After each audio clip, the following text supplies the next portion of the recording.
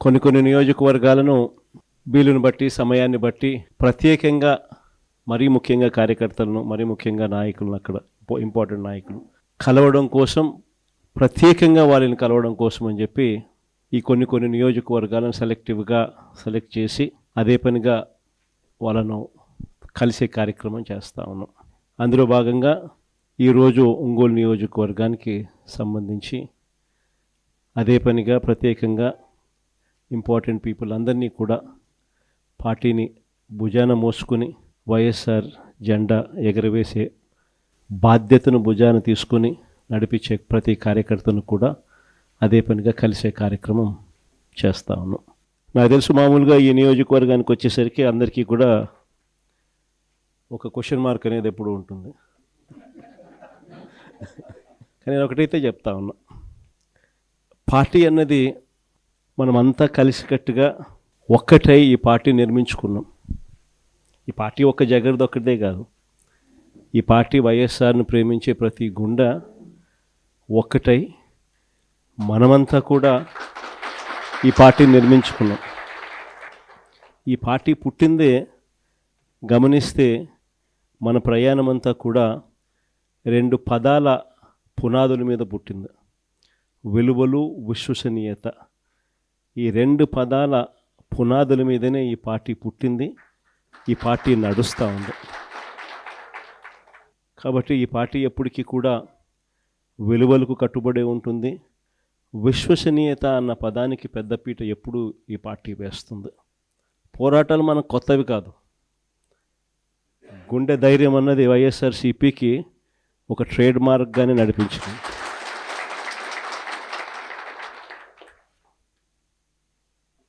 ఎప్పుడు చరిత్రలో కనీ విని ఎరగని మంచి చేసినాం. ఇంతవరకు కూడా మనం రానంత వరకు కూడా ఏ పార్టీ మేనిఫెస్టో అన్న పదానికి అర్థం తెలియకుండా పరిపాలన చేస్తుంది.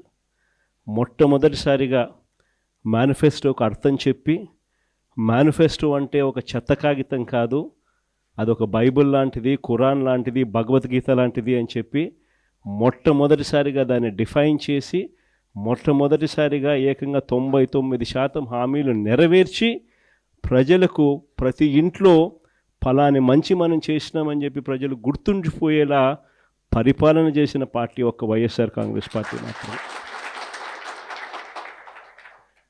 అలాంటి మంచి పరిపాలన మనం చేయగలిగాం కాబట్టి ఈ రోజుకి కూడా గర్వంగా కాలర్ ఎగరేసుకొని వైఎస్ఆర్సీపీ కార్యకర్తలం మేము మాటిచ్చాము అని అంటే ఏ రోజు కూడా మాట తప్పే పరిస్థితి ఎప్పుడు రానే రాదు అని చెప్పి కూడా గర్వంగా చెప్పుకునే పరిస్థితి ఒక వైఎస్ఆర్సీపీ పార్టీకి మాత్రమే ఉందని కూడా చెప్పగలుగుతాం. ఆ మాట చెప్పి ప్రజల దగ్గరికి వెళ్ళి చిక్కటి చిరునవ్వుల మధ్య మనం చేసిన మంచి ఉంది కాబట్టి వాళ్ళతో పాటు కలిసి మనం ప్రయాణం చేయగలుగుతా ఉన్నాం.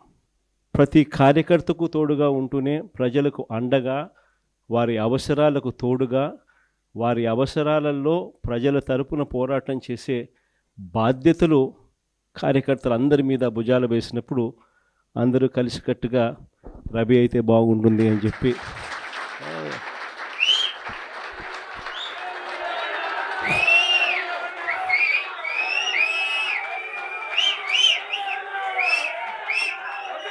బాగుంటుంది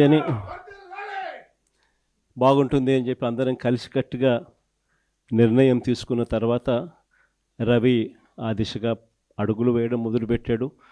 ఆ దిశగా ప్రయాణం చేయడం కూడా మొదలుపెట్టాడు.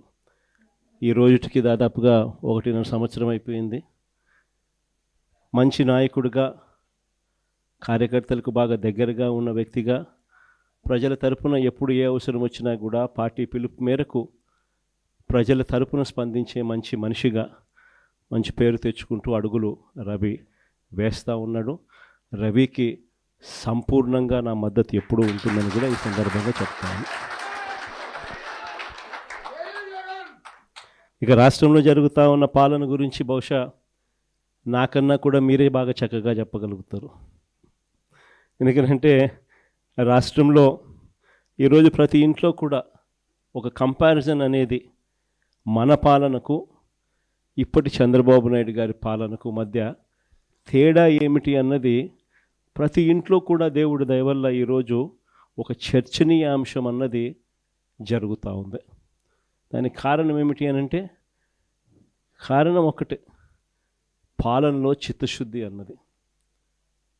ఆ చిత్తశుద్ధితో పరిపాలన చేసిన చరిత్ర మందైతే, పాలన అన్నది అవినీతికి మాత్రమే అధికారం కావాలి, ప్రజలకిచ్చిన మాట గాలికి ఎగిరిపోయినా కూడా పర్వాలేదు అనుకునే పాలకుడు మరోవైపు చంద్రబాబు నాయుడులో కనిపిస్తాడు.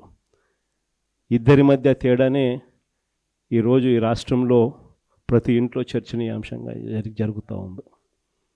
ఆశ్చర్యం కలిగించే విషయం ఇంకొకటి చెప్పాలన్నా, అప్పట్లో మనం అధికారంలోకి వచ్చినప్పుడు, మనకేం చంద్రబాబు నాయుడు గారి దగ్గర నుంచి మనం అధికారం తీసుకున్నప్పుడు మనకేదో ఒక గొప్ప రాష్ట్రం, ఒక గొప్ప ఆర్థిక వ్యవస్థ మనకు వచ్చింది కాదు. చంద్రబాబు నాయుడు గారు అన్ని రకాలుగా చిన్నాభిన్నం చేసి మనకి ఇచ్చిపోయినాడు. ట్రెజరీలో 100 కోట్ల రూపాయలు కూడా డబ్బు లేని పరిస్థితులు ట్రెజరీ మనకిచ్చిపోయిన పరిస్థితులు. అలాంటి పరిస్థితుల్లో మధ్య మనం అధికారంలోకి తీసుకున్నాం. ఆ తర్వాత వరుసగా 2 సంవత్సరాలు కరోనా, ఎప్పుడూ ఊహించని సమస్యలు, రాష్ట్రానికి రావాల్సిన ఆదాయాలు ఒకవైపున తగ్గుతూ ఉన్నాయి. కోవిడ్ సమయంలో అనుకోని ఖర్చులు పెరిగాయి. వైద్యపరంగా, ట్రీట్మెంట్ల పరంగా రకరకాల మనుషులు ఇబ్బందులు పడుతూ ఉన్న పరిస్థితుల మధ్య వాళ్ళని ఆదుకునే విషయంగా అనుకోని ఖర్చులు విపరీతంగా కూడా మరోవైపున పెరుగుతూ పోతూ ఉన్నాయి. ఇటువంటి ఆర్థిక చిన్నాభిన్నం మధ్య వైఎస్ఆర్సీపీ పరిపాలన మొదలైంది, సాగింది. అయినా కూడా ఏ రోజు కూడా మనము ఈ సమస్యలన్నీ చూపించి ప్రజలకు ఇచ్చిన మాటను ఎగరగొట్టడానికి ఏ రోజు ప్రయత్నం చేయాల. మనకున్న సమస్యలు ఎన్ని ఉన్నా కూడా ప్రజల దగ్గరికి వచ్చేసరికి మాత్రం చిక్కటి చిరునవ్వుతోనే అడుగులు ముందుకు వేశాం. ప్రజలకు ఇచ్చిన ప్రతి మాట కూడా దేశ చరిత్రలో బహుశా ఎప్పుడు జరగలేదేమో. ముందుగానే ఒక క్యాలెండర్ ఇచ్చి ఏ బడ్జెట్ అప్పుడే ఆ క్యాలెండర్ ప్రవేశపెట్టి ఏ నెలలో ఏ స్కీమ్ ఇస్తాము, ఏ నెలలో ఏ బటన్ నొక్కుతాము అని చెప్పి ముందే చెప్పి క్రమం తప్పకుండా ఖచ్చితంగా బటన్ నొక్కిన ప్రభుత్వం బహుశా దేశ చరిత్రలో ఏది లేదేమో, ఒక వైఎస్ఆర్సీపీ ప్రభుత్వం తప్ప.